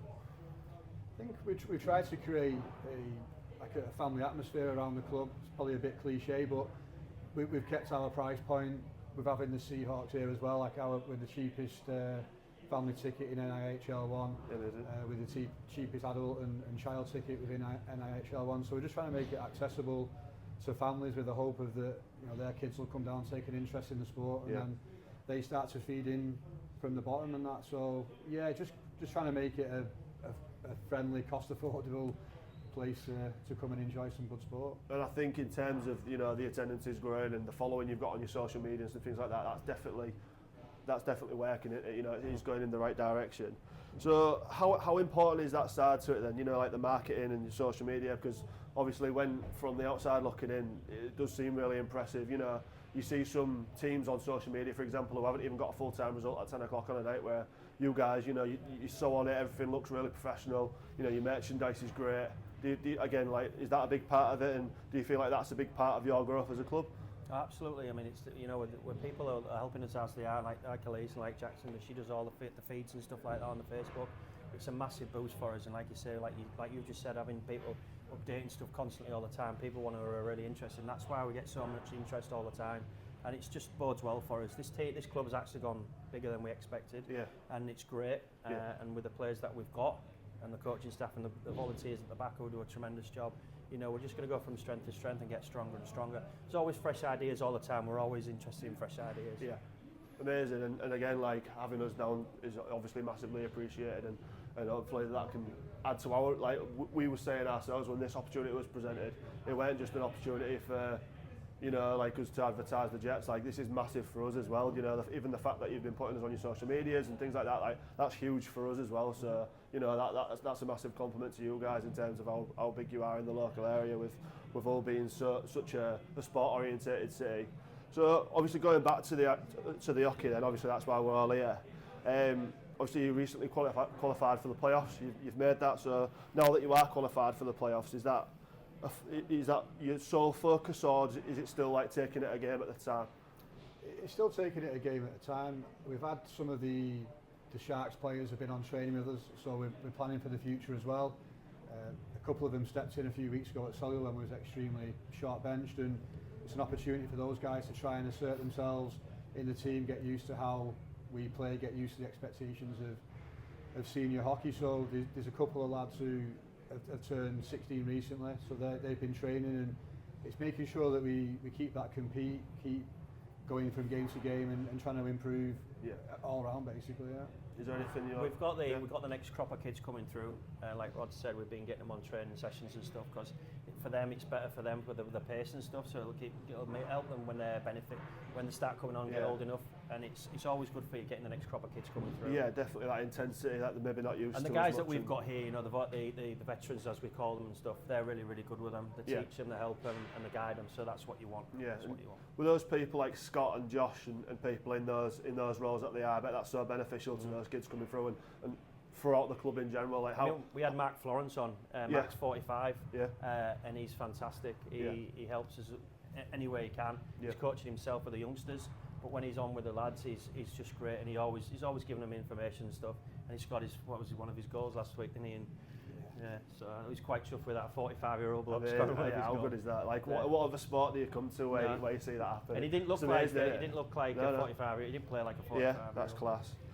So, like we say, we've touched on Scott and Josh and Mark and people like that. So, from the outside looking in, then, who is the team's biggest character, and what makes them stand out then? Might not necessarily be the leadership role. I know we've spoke off camera about Dom and people like those, and, you know, being the face of the franchise and all that lot. But, you know, that's important to a team, isn't it? You know, that morale and, you know, keep each other boosted up. Who would you say? So people seem to like Boris at the moment. Yeah. God knows why, but they seem to like Boris at the moment. But the fans seem to click to quite a few of the players. Yeah. Which is always good. Yeah. But Boris his name seems to get propped up quite a lot. So I'd say Boris more. He's a bit of a comedian in the changing room. Yeah. Talks rubbish half the time, but, you know, he's trying to understand him half the time. Choose to ignore him. No, yeah, there's a lot of unique personalities, I'll put it that way. They all bring something a little bit different. The changing room has been a bit younger this year as well. I think we've had quite a few young faces in there, so trying to get down with some of the lingo and stuff. I don't understand what they're saying half the time anyway. So. Choose to ignore that as well, yeah. And obviously it is a team game. Is there any players that perhaps you don't get as much attention that we and the people that are coming down to the deck should keep an eye on for tonight's game? So there's one guy who's very, very quiet. He's probably the best guy on the ice. He's probably the best guy in the league. He's Kieran Beach. Yeah. He's outstanding. If you have 15 Beachos on your side, you just wouldn't know what the hell to do. Yeah. He's always around. He competes. He's just fantastic on the ice. Anything that you ask him to do, he does. Yeah. We've got Davids now come from Blackburn. Yeah. He's a massive signing for us. Great player, nice kid. Got to know him quite well, to be honest. And he gives his information out to the players. Always trying to relate to them, help them as best he can. And you need players like that. Same with Scotty and Richie Agger and all of these sort of players. Even Nate Britz, he steps up, doesn't he? And he has a conversation with the players and stuff. So it's good. And then you've got Zach at the back. Yeah. And then you've got obviously Brandon, two good goaltenders. Yeah. So that always aids you, especially in this league anyway. Definitely. I mean, in terms of I can't wait to get out there already and have a watch. Obviously, we won't keep you for too long in terms of obviously the warm-up's going on and stuff like that. But one thing left to ask is there a message that you'd want to send out there to anybody in terms who might be looking to come to a Jets game, or from the outside looking in? Is there anything that you'd like to say, or that you feel people should know about the Jets or the game they experience? Just get yourself down. Just get yourself down to a game. We haven't got many left at home now, but just come down, give it a go, have a good time on that. And there's plenty of hockey here. If Jets isn't for you, then there's plenty of other teams in the rink that might tickle your fancy. So yeah. People who I've known who've come down to Jets and watched the Jets, we've had quite a few brand new spectators, and once they've come, they've absolutely loved it. They like the price, they like the family environment, like Rod was saying. They like Mav the Goose and stuff, because he just flies all over the place. Yeah. You want to watch him in the start of the game when the old players are staying out. It's absolutely hilarious. But people like that make it what it is now, and it's all down to these guys. I'm proud of them. Perfect. Well, thank you. Like I say, thanks. We really appreciate the time that you give us.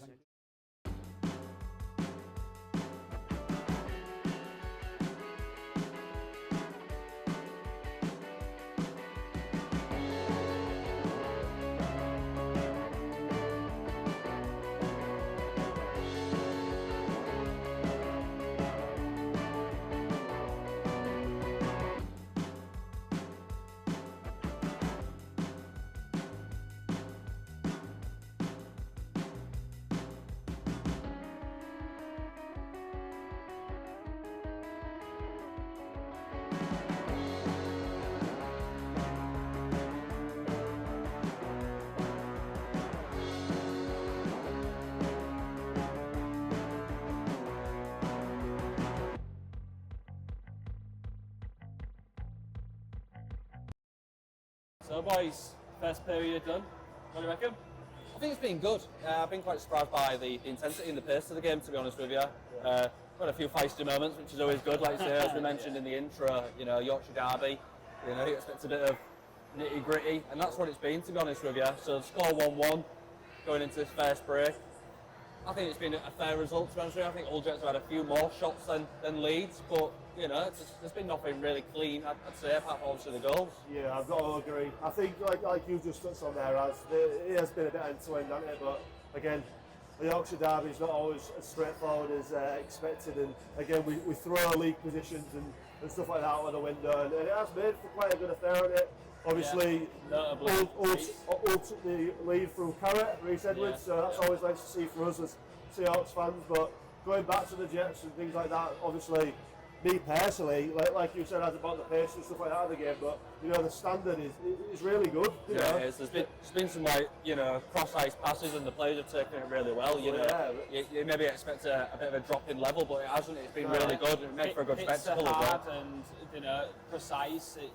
It is making good. I mean, it's just a testament, isn't it, to what they're obviously doing here in the team, and 100%. That sort of level they're trying to foster throughout, and being a feeder club for the likes of Hull Seahawks and stuff. You can really see, there's a number of players in this team that you could put in that. Yeah, I mean, we're going to go into the second period now.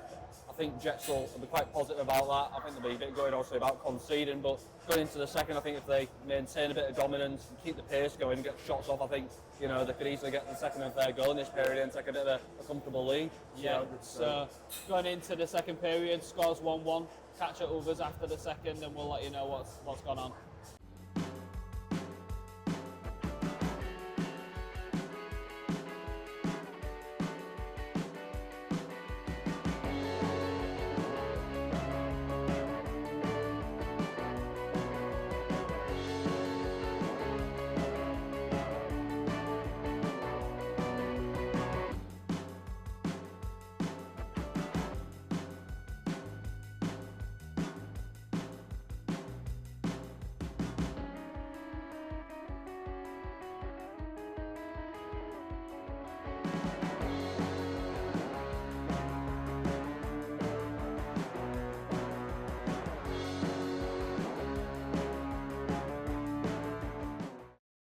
So, second period.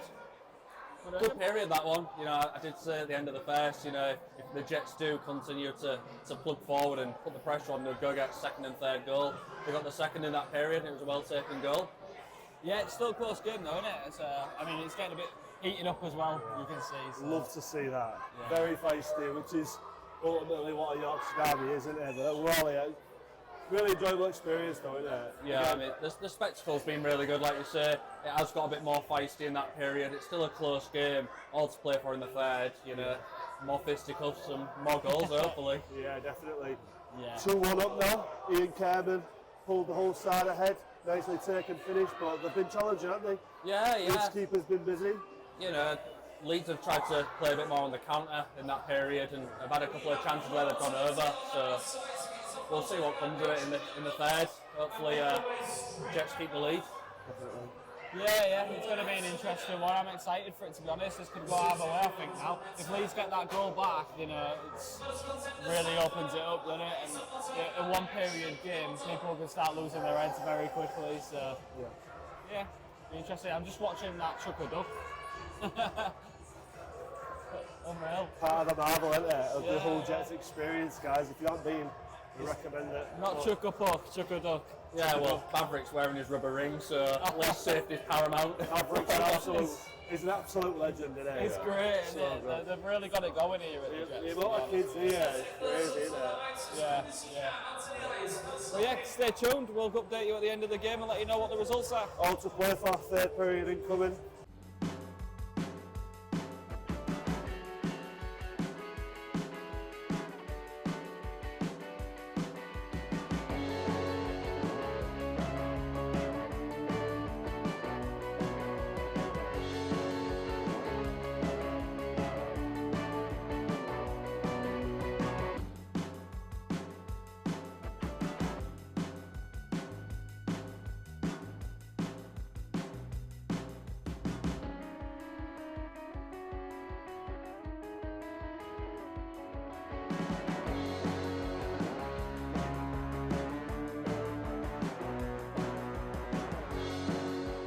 So, lads, end of the game, 7-1 to the Hull Jets. I mean, some turnaround, you know, we mentioned how Jets could potentially go get 2 and 3 earlier in the game. In the end, it went to 4, 5, 6 and 7. You know, they just kind of ran away with the game in the end, didn't they? Pardon the pun, but they sort of flew away with it, didn't they? Yeah, it was a crazy last period, to be honest with you. I did not expect that scoreline. No, considering how tight it was after the first and then going into after the second, like, yeah, crazy. Do you think it was a bit of fatigue on Leeds' behalf, or a bit of maybe just disbelief and a bit of I actually think defeat? it was the crowd badgering them, to be honest. Yeah, it was sweet. Colin next to us is a savage, I'm just going to put it out there. He will be on the podcast one day, we will be asking him about that. Yeah. But I think, to be honest with you, I think Hull really they stuck to the guns, if I'm being honest with you. I think Leeds, they did tire towards the end. You can tell that they sort of, to be honest, they looked like they wanted to get off the ice, didn't they? In the last 5 or so minutes, we got a short-handed goal, and that speaks volumes, doesn't it, really? But credit to the old Jets, you know, they stuck at it.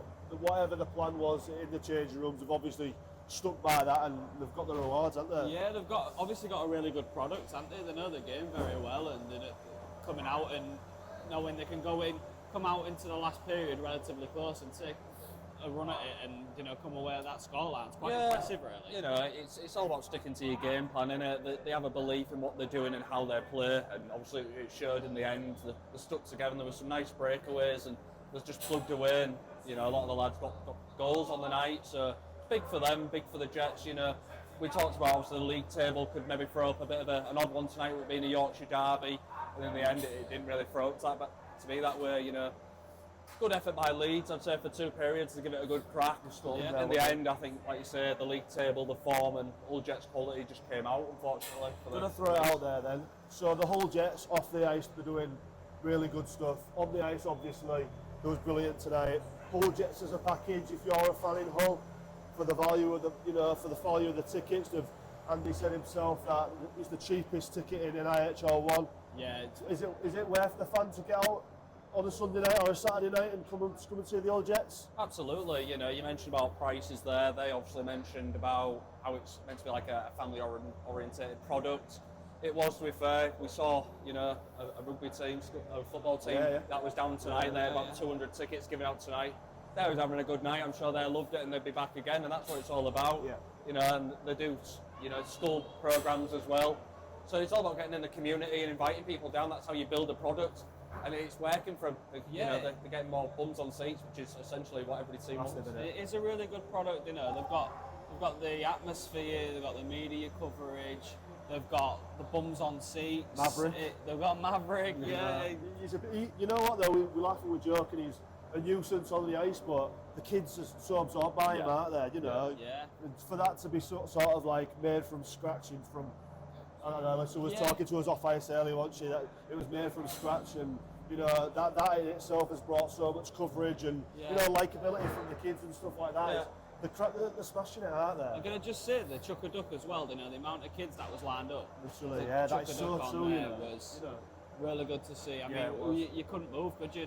No, we tried getting by the bench area in Italy, and it was absolutely stacked. Arguably, I'd say probably more busy than a Seahawks. Absolutely, I was just going to say there was more interactivity here than there was at a Seahawks game.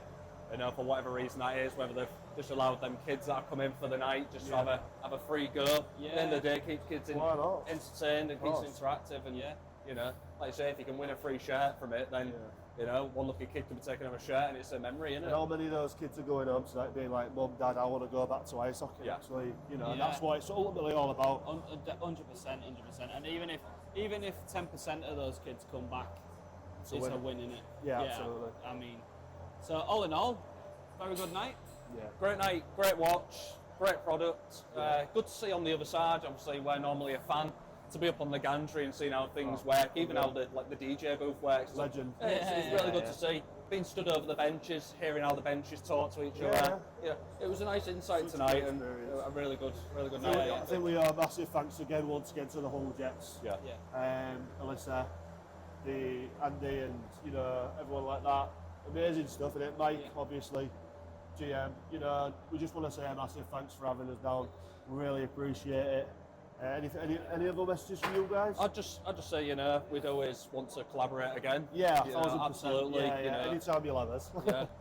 It's just a great networking piece, isn't it? It helps them, it helps us, and that's what we're here for, to build the game, to build the community and the sport in general. So I mean, I can only reiterate what you guys have said. I think it's great what they're doing.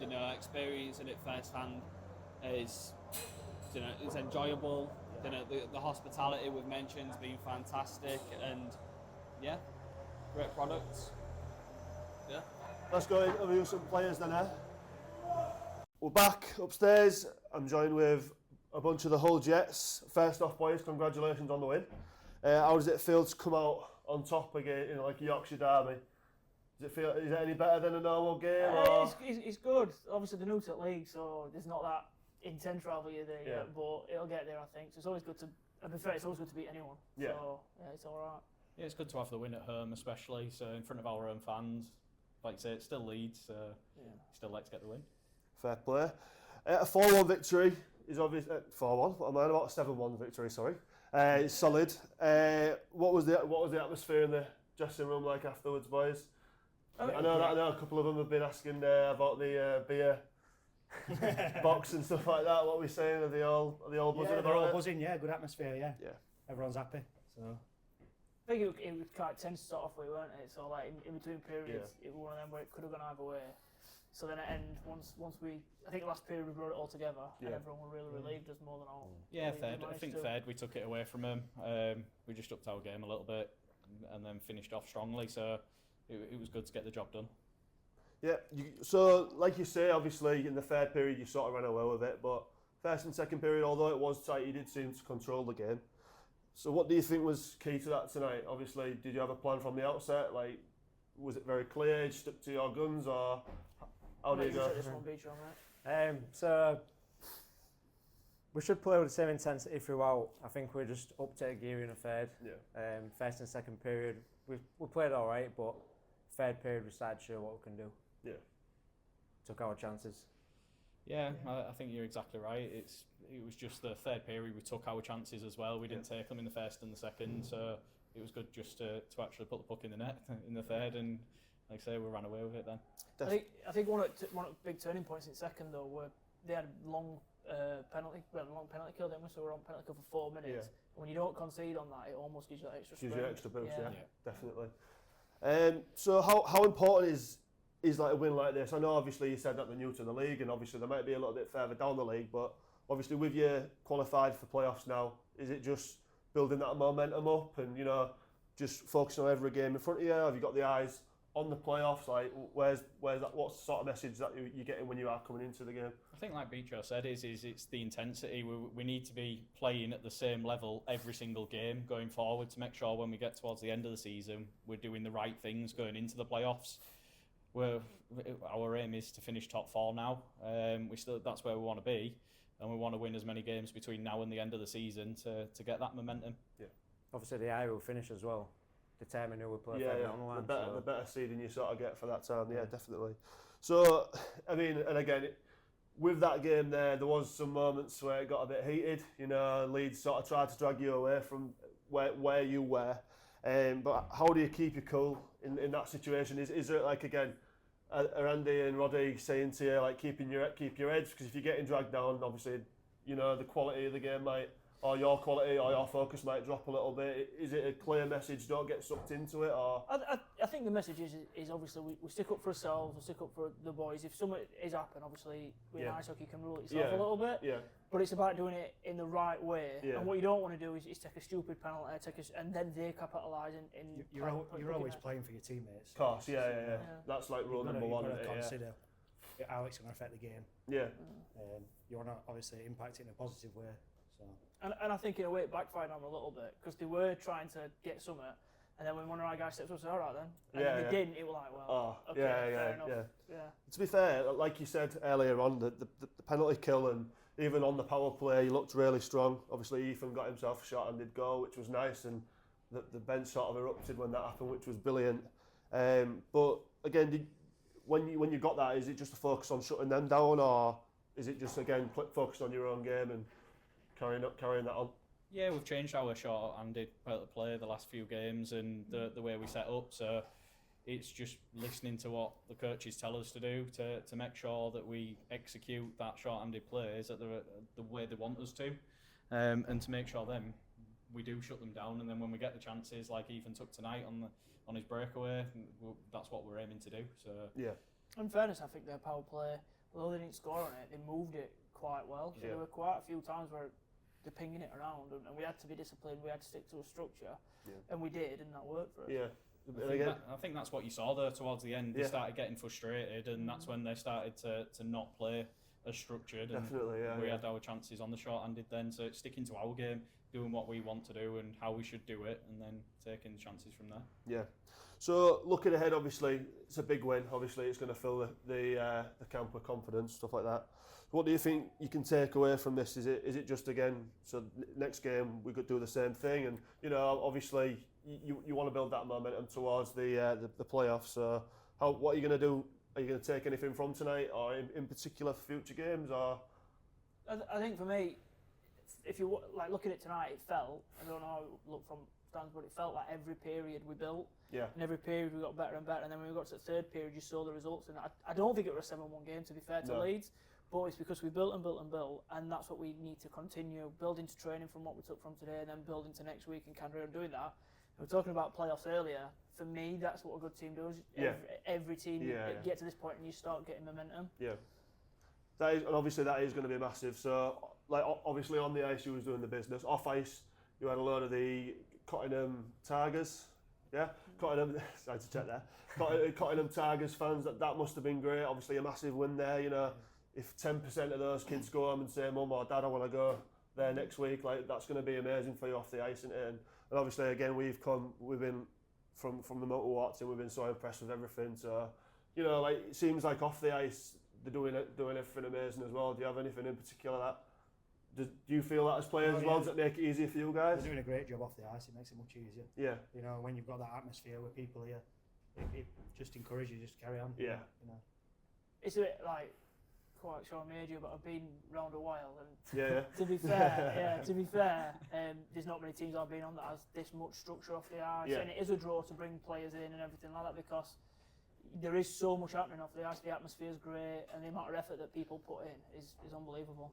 Yeah, there's so much going on that people don't see behind the scenes, that people like Sam, Melissa, got Jackson here as well doing what she does. There's just so much going on behind the scenes that make our lives easier, and especially to just turn up each week and play. So it's great what they're doing, and we couldn't be more grateful. I think it all contributes to bringing people in. 100%. Obviously, it makes a better building to play in. I think it plays some honesty. Like, realistically, if you don't perform on ice and all these people putting this effort in, is that extra?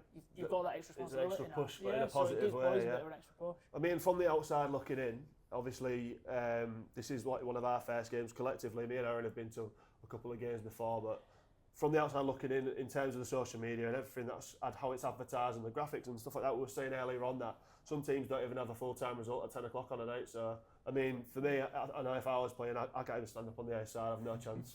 But, you know, if I was playing in your team, again, I'd feel like I'm part of something like amazing. Like you guys have said, it makes it easier for you guys, but you know, like the fact that they are getting so many players in, I mean, even as a player, you know, it must be great to have all this massive push off the ice to make it a better atmosphere for you guys. And obviously, ultimately, you guys want to be playing to as many players as possible, and, you know, having as many off-ice, you know, opportunities that you can get, and that's a massive part of it, isn't it? Definitely, like says, is when we go on the ice, we want to give back as well. We're like putting the performances to turn up each week, to try and get the results, to finish as high as we possibly can in a league, put on a performance for the fans, for the people that are doing the work in the background as well. So what we do is the easy part, really, compared to what they do. I don't know about that, I'm feeling a bit ropey. So, like, from where we was, like when I first started playing Jets, to be honest. Trouble now. We've come a long way. We started in like the League 2, Division 2, whatever you want to call it. We was mid-table, bottom of the table. Obviously won the league, won the cup, won the playoffs. We did everything in that league. It was quite a big step coming up into this league. But it wouldn't have been possible without everything that happens behind the scenes. Off the ice, I think just looking forward, I think obviously who knows where we could end up. I think one part of the off ice and certain times on ice as well is our friend that's just joined us. I don't know if are they in. Have you got any messages for us, Maverick? I think that's up the Jets, isn't it? But obviously we've got that message from Maverick. One last question then, boys. Obviously, if you're somebody on the outside looking in, if you're not already coming, have you got a message for anybody about the old Jets? Mike and Andy said earlier on, come down, get it tried. We definitely would advocate for that based off tonight. You know, the things you've got going on and off the ice. Have you got any messages for potential people who might be interested in coming down for the Jets? Give it a go. It's realistically, because there's not a lot of ice hockey. I mean, nobody knew about ice hockey. So there's more around there now, but there's still, like, obviously you've got football and rugby and stuff like that. So give it a go, see what you find it, because it is a completely different sport to what most people are used to seeing. And even if you come give it a go and you don't understand rules, I don't think you need to. You can see intensity straight away. You can see effort that's there. And obviously the hits people like, and if there's a scrap. So just give it a go, see what you find. And not only that, it's like my daughter, she comes down, she don't even watch games, she loves everything that's going off around the rink, so like Maverick and everything like that. So there's other things to enjoy. It's a family atmosphere, isn't it? We're a family team. We're all based on being there for each other. So it's not just about the game on the ice, it's everything that goes on off the ice as well. Like Maverick, like say there's chuck a duck, things like that. So get yourself down, come and see what we're all about, and I'm sure you'll enjoy it. Big thanks to the lads again. This has been Alex and the Slapshot Syndicate with the Old Jets boys and Maverick.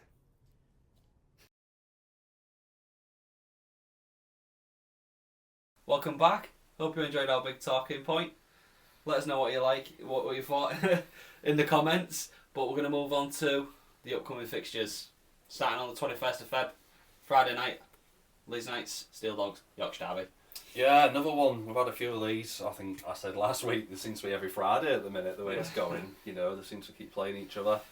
I think Leeds will probably go and win this again. Yeah. You know, as I've said, I expect them to go on and take the league title. So I think they'll just use that cup winning boost and they'll go win this. I think it'll be something like a 5-3 this to Leeds. Yeah, hopefully they've not celebrated too hard after the win and going into it still a bit lethargic and hungover. But yeah, I agree. Leeds Knights for me.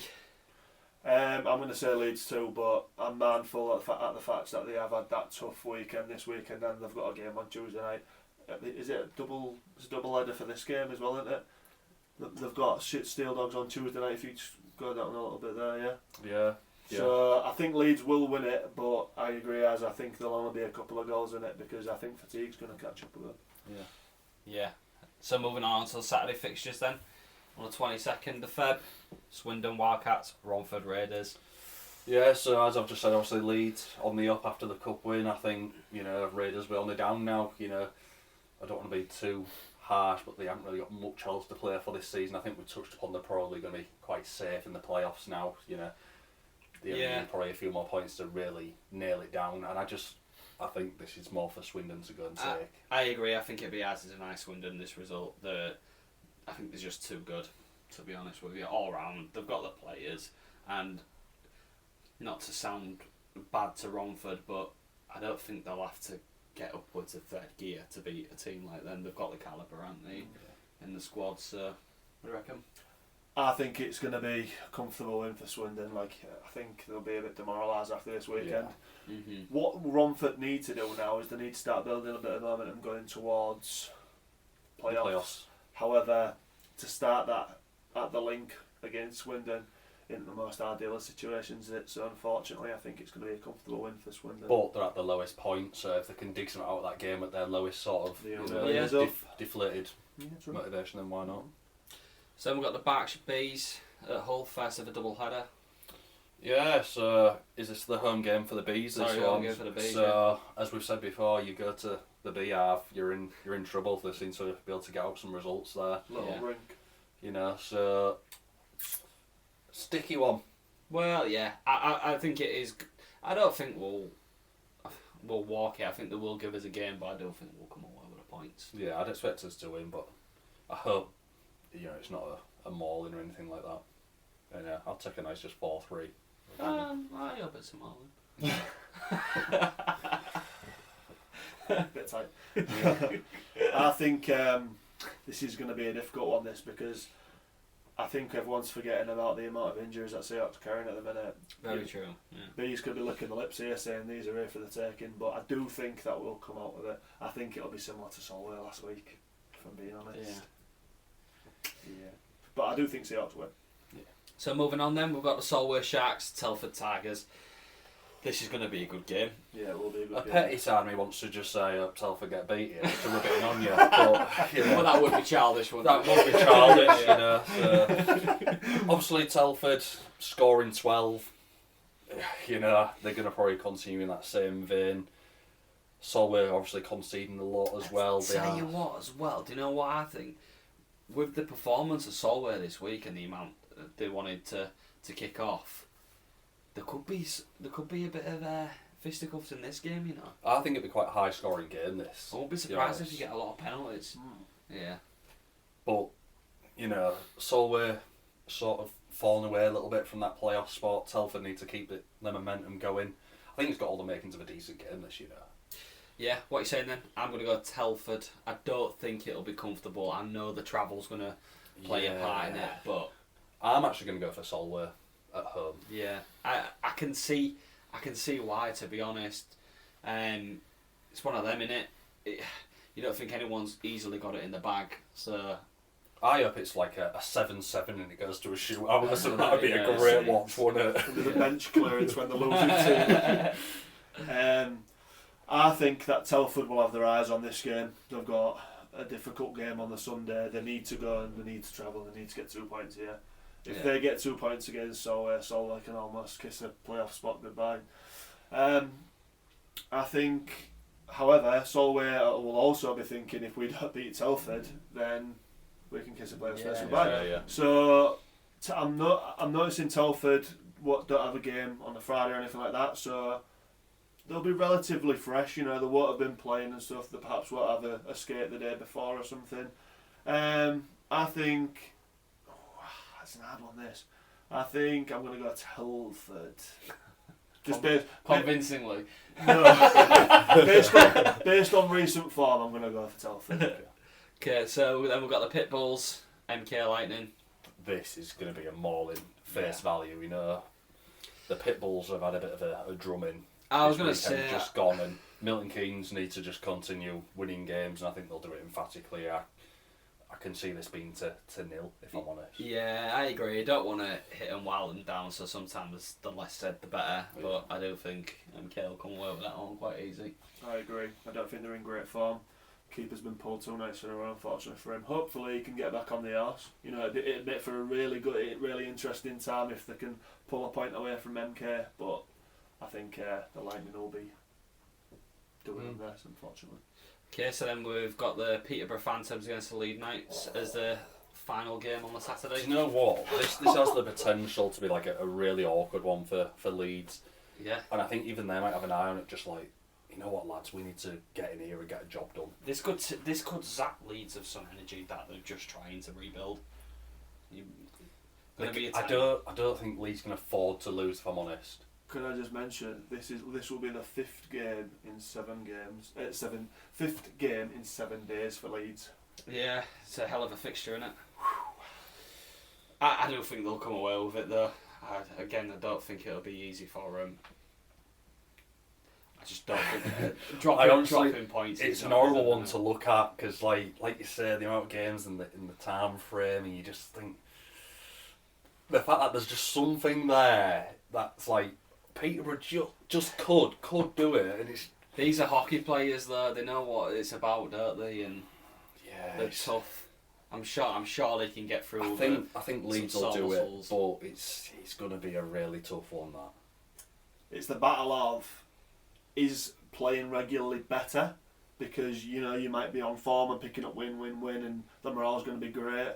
Peterborough only had 1 game last weekend, I believe, and they battered the Bristol Pitbulls 9-3, so they're going to be high on confidence.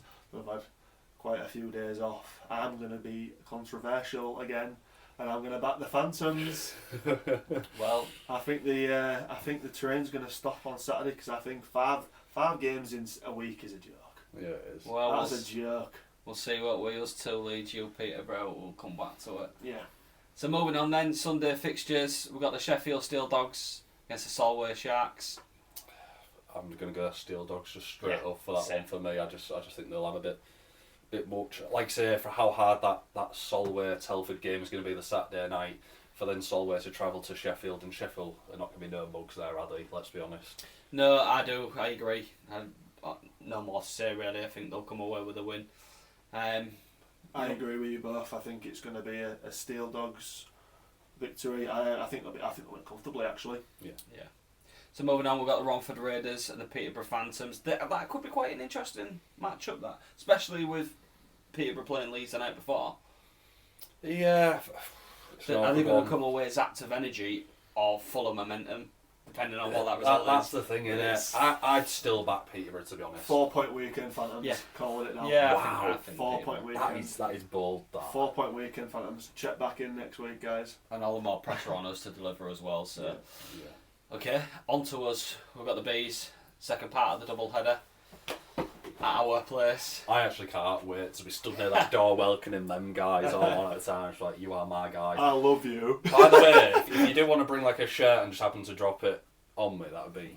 Yeah. I will rep it for the entire game. I have no issues with that. Number one. It fan. is true. He will rep it for the... no issues for whatsoever. Yeah, I think, us at home, we are a real force. We've shown this weekend that we've got that grit determination to go the full 60 minutes, and I think we'll do the job. Yeah, I do. I think dealing with us, they maybe got one in the bag against us at a push. Definitely not 2. Yeah. Comfortable Seahawks win. Yeah. Do I throw it out there and guess how many points Sobchak's going to get over the weekend? I think he'll break the 100. He's definitely going to break the 100. Yeah, I agree, easy. I could see him getting... I think that's just regardless of whoever we're playing. I think he's just too good not to be involved. I could see him with a 5-point weekend, comfortably over the 2 games. Yeah. Okay, so we've got MK Bristol again. second part of a double header. I don't think we need to say much more on this. It's just going to go one way again for me, if I'm honest. Yeah, 100%.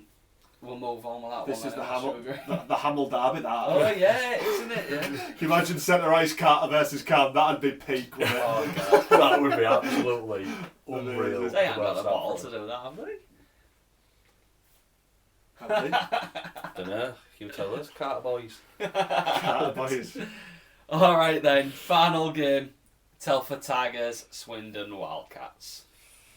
Hey, this is the Kitties. El Kittico, this isn't it? That is horrible. That is the worst thing I've heard. Swindon for me, probably. Are you sure? Yeah. Yeah. Oh yeah. No, I don't. I think Swindon Really? will do it. No, well, that's why you're not getting a share. So that is you back in the bees on Sunday night. I was going to say. Fair enough. Can't wait. When they score past Seahawks, I'll celebrate. Best record me as well when Don't do that. Do that is. Yeah, I do. Can't say that word on the podcast. Oh yeah, that's good. So yeah, Swindon. Yeah. All day. Yeah, I think it'll be quite high scoring for him, to be honest. Unfortunately. I don't think it will. I think it'll be a close game than you think, mate. But I think Swindon will win. I don't know what is with him and he's Mr. I'm going to be controversial and this is going to be close. Just say how it is. It's just going to be an absolute demolishing. No, I don't think it will be a demolition. I think Telford at home have got like some really good form recently. I don't think you can say that Telford are going to get hammered by Swindon. They haven't necessarily been putting loads of goals away recently either. So I don't think it will be a. I don't think Swindon will beat them like 8-1 or something. I think there'll be a couple of goals in it. But I do think Swindon will win. Well, we'll see. So that rounds up the fixtures for the upcoming weekend. I'd like to thank you all for your time watching the episode. Keep the likes, comments, follows, subscriptions incoming and spread the word.